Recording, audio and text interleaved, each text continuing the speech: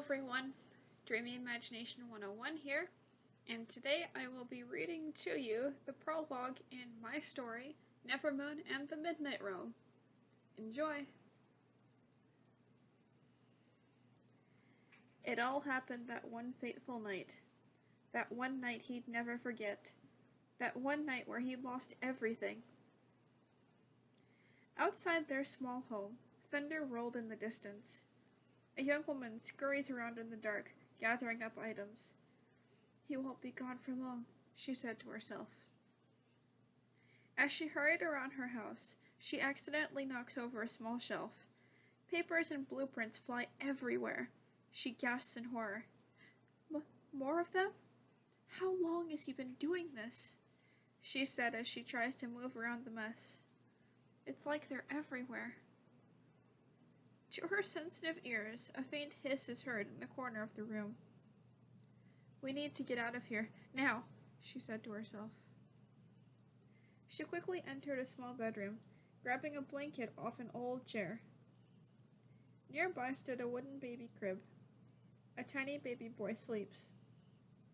"Come on now, we need to go," the woman said quietly as she lifted the child and wrapped him up. From this action, the little one opened his eyes and started to cry. "Shh, shh, it's going to be okay, I promise," said the woman, trying to soothe him back into slumber while also trying her best to exit their home. She opens the door, and a bolt of lightning cracks along the sky, casting her shadow on the living room wall. The baby's eyes burst open. He cries very loudly. "It's now or never!" the woman cried as she ran out to the front lawn, kicked the grass, and flew up into the stormy sky. Another flash, and the woman runs down the street, the baby still crying in her arms. She stops for a moment next to a building and pulls over her crimson hood, the baby held tight against her hoodie. She rolls down a dark net, covering her face. She whips around the corner and rushes down the street again. A car drives past, splashing a puddle of water near her. She jumps, dodging the water by running on the wall for a brief moment before landing and running down the sidewalk. Soon, she reaches a building and grasps the doorknob for a moment. Her hands glow, and a click is soon heard. She whips open the door, startling those inside. As quick as she came, she left, leaving the baby on the front desk with a small cloth rolled up next to his head. "Wait! Ma'am! Stop!" a woman shouts, trying to follow her out the door. Unfortunately, it was too late. She was gone. Well, she wasn't the only one. Another flash of lightning, and a man rushes around the house. "Indira!"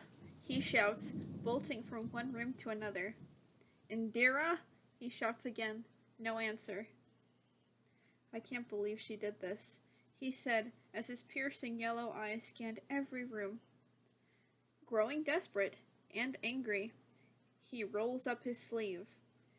Wrapped around his wrist was a gleaming silver bracelet. With a notion of his wrist, the gems started to glow. The bracelet unravels, and the gems zoom up into a row. A dark plum ribbon wraps around a staff shifting into existence.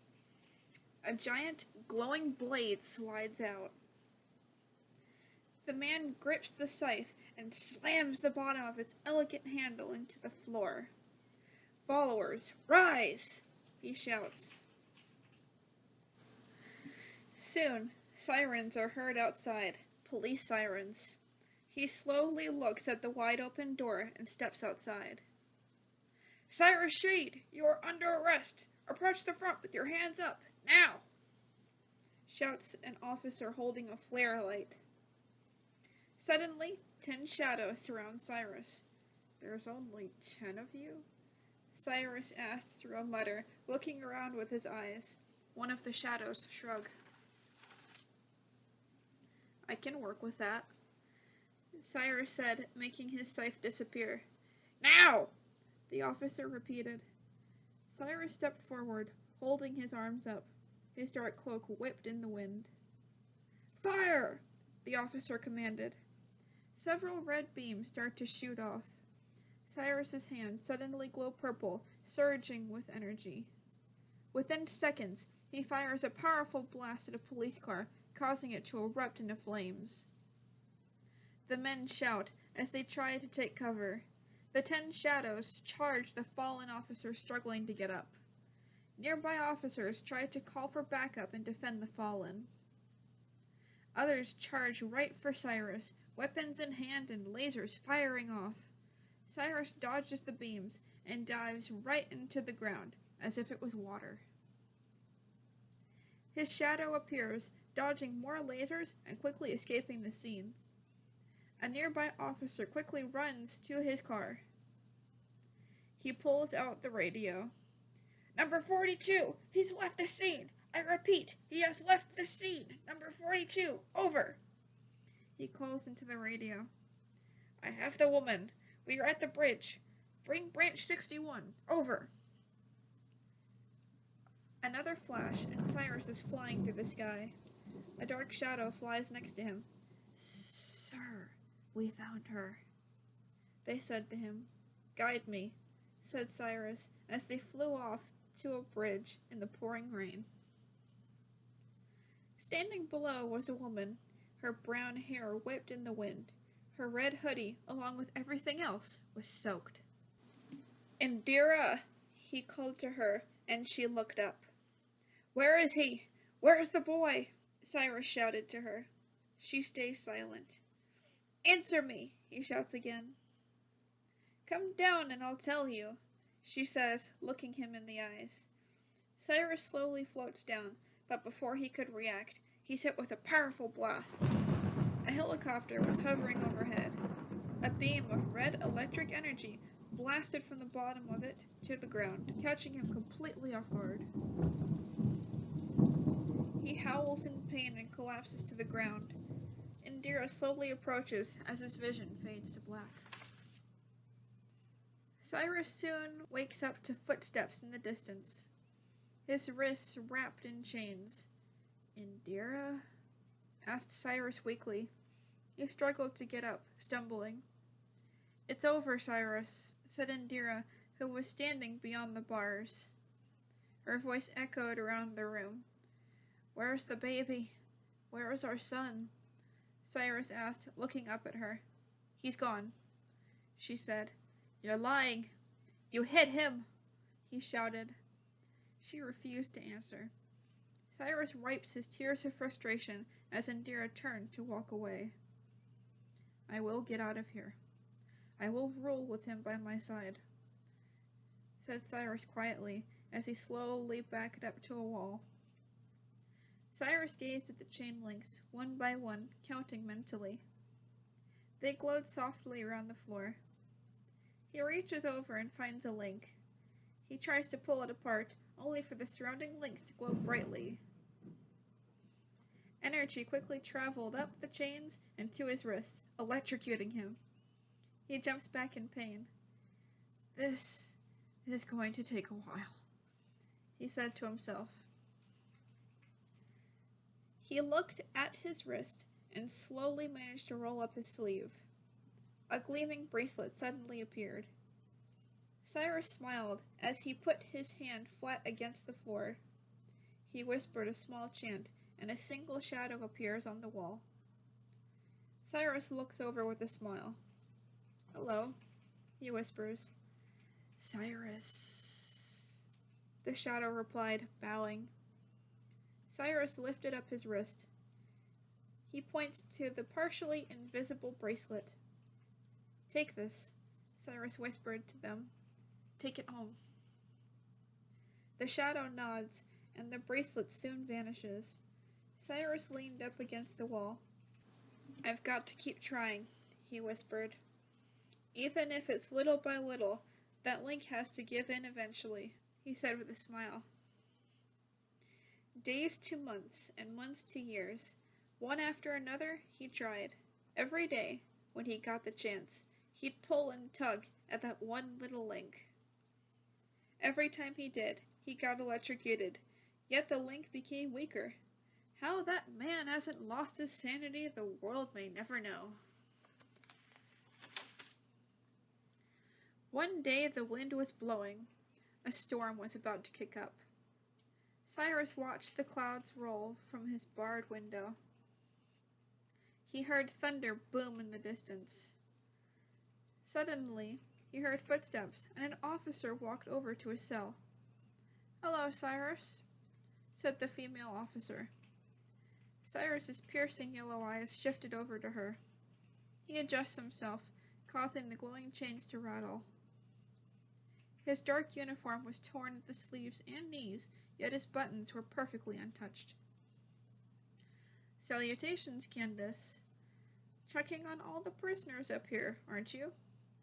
Cyrus said, holding his arms out and gesturing to the surrounding empty cells. "Ha ha, very funny. Who knew a ghost like you could have a sense of humor?" Candace said sarcastically. Cyrus gives a raspy chuckle as he slowly gets up. "Well, I guess that's what happened to a guy who sits in a cell for 16 years. Cyrus said, slowly approaching the bars. His torn cape was dragging behind him. A flickering light was shining overhead, casting shadows of the bars along the wall. The walls were decorated with scratch marks and purple stains. The light shines down on his hood, causing a shadow to appear on his face like a raccoon's mask. "Surprise me, Candace. Let's see if you can do better than the guy yesterday." Cyrus smirked. "All right. What did you do with the spirit shredder?" she asked. "This question? Again? You've asked me for what, 16 years? I keep telling you, it's at home," he said. She looked him in the eyes. "No, it's not. We checked that building up and down. It's not there," she said. Cyrus shrugged. "It's not my fault your grip sucks at finding things," he said. "Enough!" Candace shouted. She presses a button, and Cyrus's chains glow. Cyrus grits his teeth as he gets electrocuted. "Tell us where it is!" she shouts. "You're starting to become a bit of a brat, I hope you know that." Ah! Cyrus collapses from another round of electricity. The wooden door at the far end of the room creaked open. "Cyrus, tell us the truth," boomed the warden as he walked in. Cyrus ignored him and looked at the chains. "Where is the spirit shredder? Answer!" shouted the warden again, pointing a flare light at him.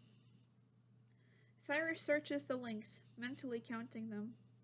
1, 2, 3, 4. They continue shouting. 22, 24, 26, 28. "Cyrus, this is your last warning. We can end it all right here and now," shouted the warden. Cyrus continued to count. 36, 37, 38, 39. "Fire!" shouted the warden. Several guards blasted Cyrus in his back. Cyrus gripped his teeth, finding the out-of-shape link and pulling hard. Come on, he thought as he pulled. His back was in searing pain, including his wrists and his head. Suddenly, a bright blast filled the room. Everyone flew backwards, even the cell bars. Each bar fell like a row of dominoes. The chain links scattered everywhere, all but one, the link in Cyrus's hand. Smoke filled the room as guards called for backup. Every single light in the room shatters. The ringing of sirens fills the air. They echo off the rolling hills surrounding the prison. Everyone was on alert. Cyrus slowly floated up. Energy surged through his arms. It's been so long. Now I'm finally free, Cyrus said softly to himself, smiling. Get him! Fire! Shouted the warden as Cyrus quickly raised his arm. A circular purple shield of energy quickly forms. I can do that again too? This really is my lucky day, he says, looking at the guards. Still holding up his shield, he swoops over and grabs Candace by the neck. He lifts her off the ground. Impossible! You... she choked. He brings her close to him and whispers in her ear.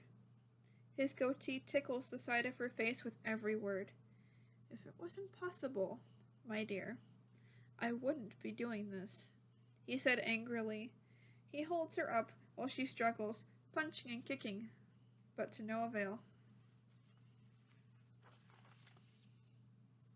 Allow me to demonstrate the power you've all locked up for 16 years, Cyrus shouts as he lifts Candace up by only her neck and throws her over her arm. She flies across the room, and her skull slams against the far brick wall, killing her instantly. The guards stared wide-eyed in horror. I'll be seeing her in the Midnight Realm, along with the rest of you, Cyrus said with a smile, looking at the guards. With torches in hand, one by one, they continue firing their weapons. Cyrus turns invisible. All the guards look around on high alert until one of them screams and drops to the floor. Cyrus reappears with a bloody dagger in one hand and a shield in the other. They fire beams at the shield, but it's no good. They just bounce right off. Some guards cover their eyes, while others charge onwards. A female guard attempts to grab Cyrus's right arm, holding the dagger. He glows electric blue, and she phases right through him. He kicks her to the side and stabs another guard coming from behind. They scream and fall to the ground. Another guard slides over and manages to blast his side. Cyrus struggles, and they charge for him. Cyrus turns around and quickly stabs them before ripping the dagger out. Blood splatters on the cement ground as they collapse in pain. Soon, most of the guards in the room were on the ground. Cyrus huffs as he blasts the wooden door to smithereens, surprising the reinforcements beyond the wood. I've had about enough of this, Cyrus said. He quickly flies up through the ceiling. Stop him, commanded a guard weakly. Guards quickly dash outside. Cyrus flies up above the building. He tries to catch his breath. The wind whips his long silver hair. He smiles as he looks down at the prison. His fingers tingle with energy.